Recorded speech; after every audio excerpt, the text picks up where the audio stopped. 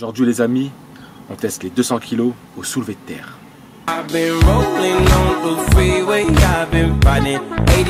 Salut les amis, content de vous retrouver. Ça fait longtemps, hein. Ça fait longtemps que je n'ai pas fait ce type de caméra face cam. Ça fait longtemps que j'ai pas échangé avec vous. Alors non, j'ai pas abandonné ma chaîne, pas du tout. C'est juste qu'avec mes coachings, donc du lundi au samedi, j'avais pas trop de temps pour faire des vidéos. Mais aujourd'hui je suis revenu et j'espère que je vais encore en faire plein d'autres. Mais non, j'ai pas lâché ma chaîne. D'ailleurs aujourd'hui je reviens fort puisque je vais tester les 200 kg au soulevé de terre au Fitness Park de Montévrain.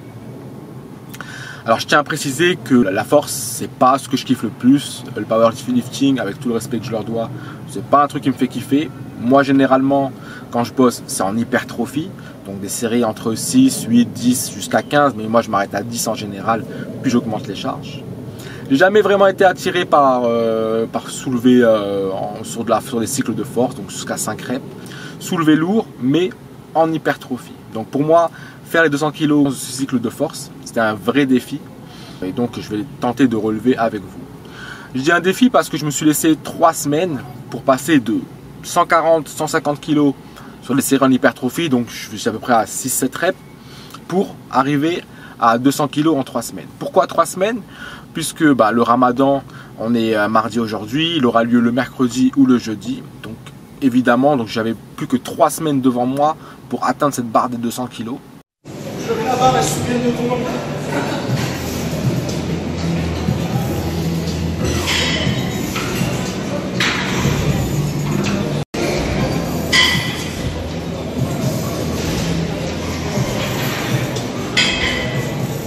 Donc j'ai commencé à travailler mon cycle de force qu'à partir de là, il y a 3 semaines.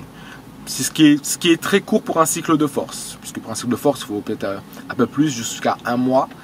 Moi je me suis laissé 3 semaines, donc une semaine de moins. On va quand même tenter de tester les 200 kg, le sport c'est aussi ça, hein, c'est des défis.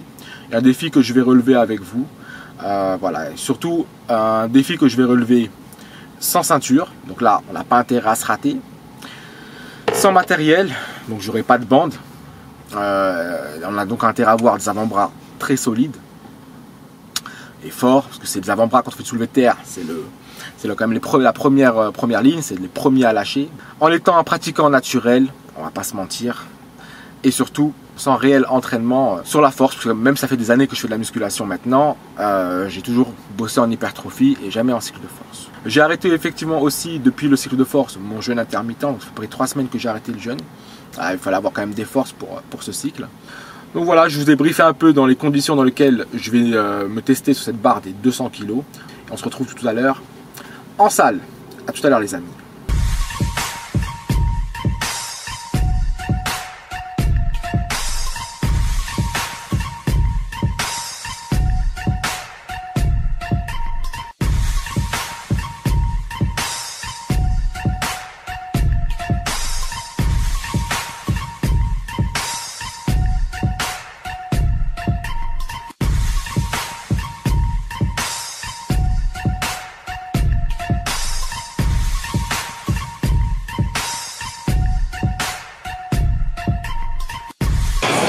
Aujourd'hui je vais être avec mon pote Brice, il a aussi une chaîne YouTube, et voilà, abonnez-vous à sa chaîne.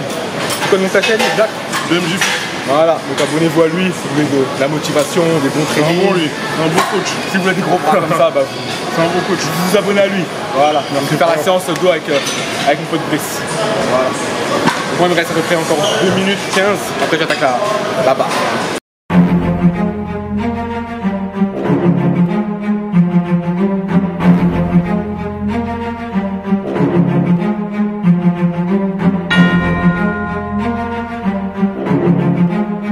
Voilà, l'heure elle est venue, c'est la barre des 200, on verra bien si on a réussi le défi ou pas.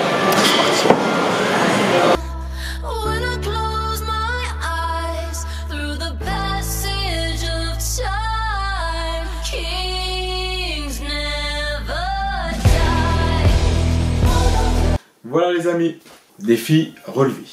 On est passé de 150 à 200 kg au soulevé de terre, sans bande, sans ceinture et dans un temps très court. C'est donc un défi relevé. Mais au-delà de la performance, ce que je veux vous transmettre, partager avec vous, c'est de la motivation. Souvent, on me demande, à travers vos emails, que ce soit sur Facebook, Snap ou Insta, ou à la salle tout simplement, comment on fait pour avoir et garder la motivation. J'espère que vous êtes motivé à 300%. Souvent on me dit, oui Zélias, comment tu fais pour rester motivé, comment tu fais pour aller régulièrement à la salle.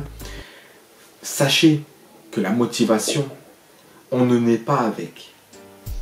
Même si ils ont l'air en apparence, toutes ces personnes motivées, d'être nées avec, la motivation, elle s'acquiert, elle s'obtient à force de combat contre soi-même. C'est comme ça qu'on a la motivation. Mais aussi, comme dans la vidéo, en se mettant des objectifs. En se mettant des objectifs hauts. Faut dire ce qui est la musculation, même si on est passionné par cet art. Entre deux séries, il ne se passe pas grand chose. Alors là, quand vous faites votre série, c'est bref et intense, il n'y a pas de problème, on a tout donné. Mais entre deux séries, il ne se passe pas grand chose. D'ailleurs, comme vous remarquez bien qu'entre deux séries, la plupart du temps, on ne fait que déambuler comme des zombies dans la salle en attendant la prochaine pour repartir.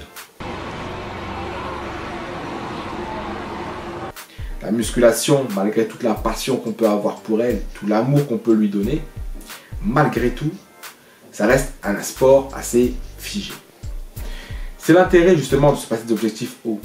Il vous faut toujours, si vous n'allez plus en salle avec des objectifs, c'est comme ça que vous allez stagner. Parce que justement, la plupart des personnes qui stagnent, ce sont des personnes qui ne se placent plus d'objectifs. C'est pour ça qu'elles ne progressent plus.